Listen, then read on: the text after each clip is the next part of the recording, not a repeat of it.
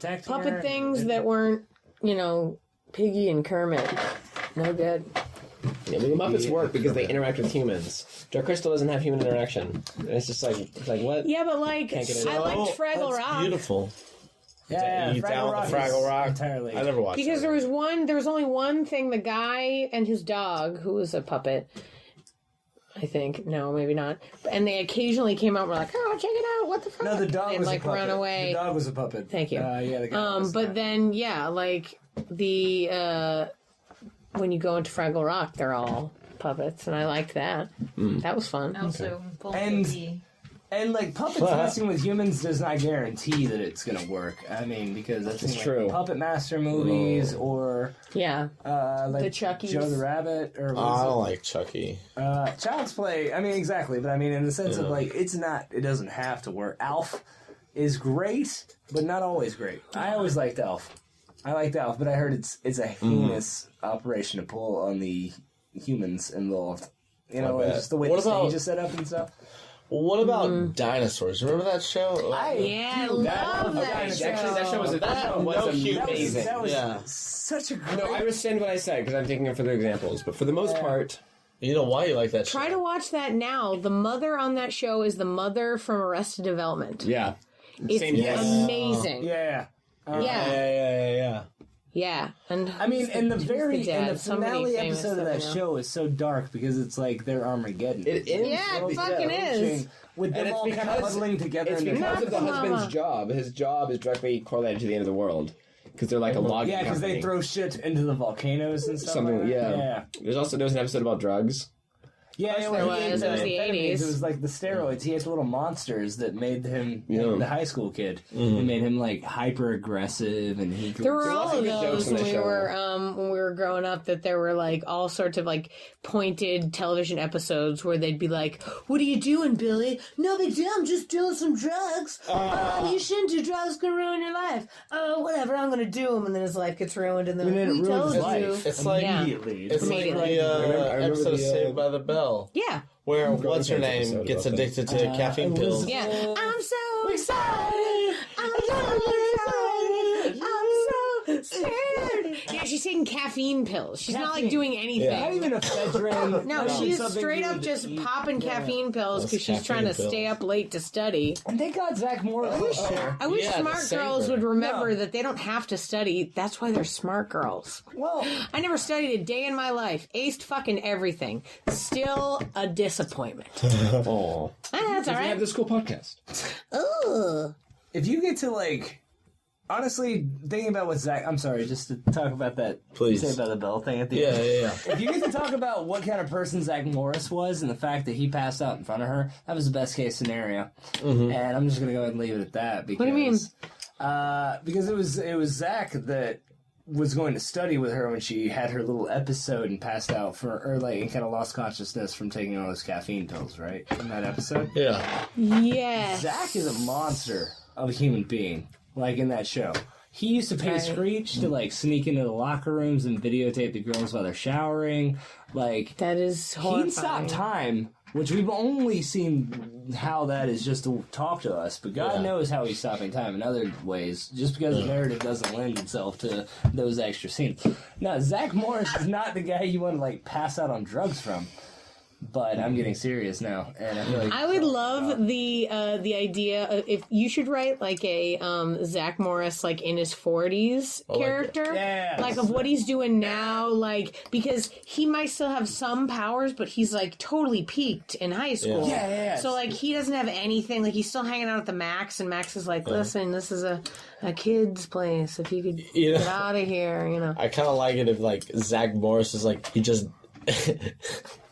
Didn't stop getting cool, so he just got cooler and cooler, and he got so cool that he was elected president, and then he was just in charge of the space program. Cool? Yeah, he's I can't help it. He's just so cool.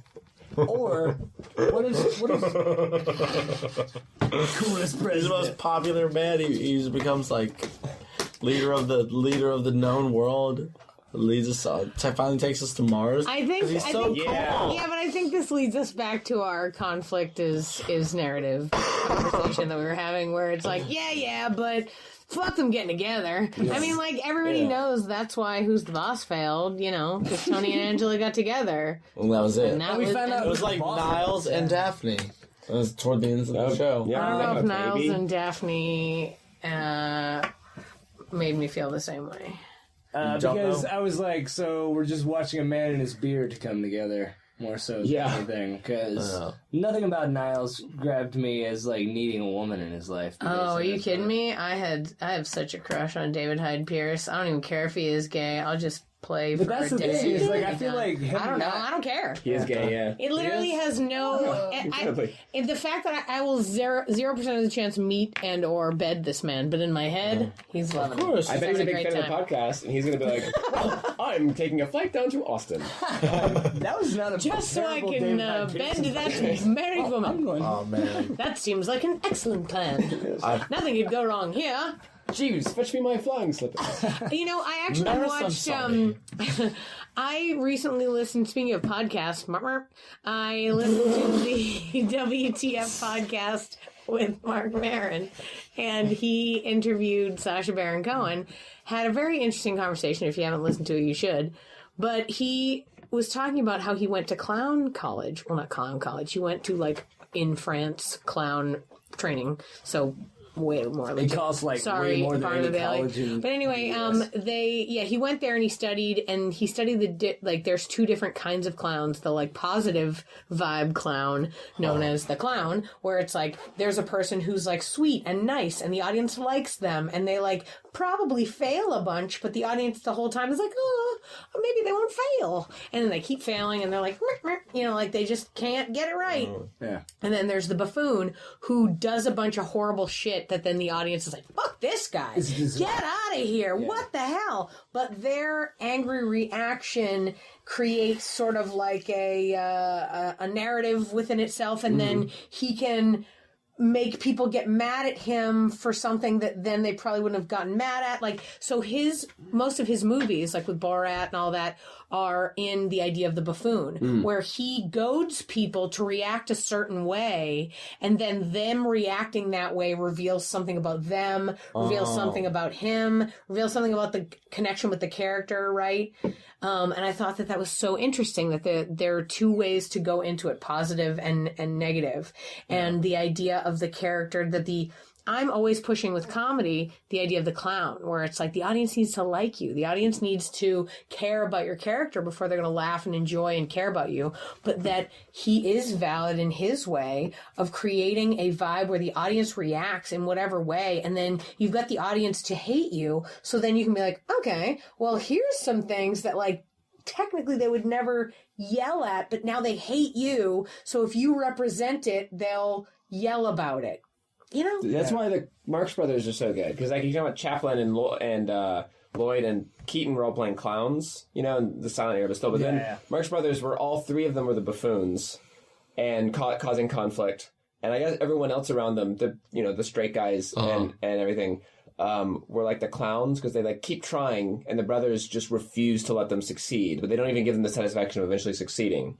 Because all they do is create conflict. Those movies are so great because there's no logic to the conflict that they create. It can be whatever, and so then the movie falls apart. Yeah, it's a disruption of just the status quo, but for the sake of, I don't know, just for the sake of breaking the fourth wall, because there's a lot of just winking at the audience that's watching. Yeah, Groucho saying, the two girls are talking, and he says, "Pardon me while I have a strange interlude." He just gets up and leaves them or something and talks to the camera.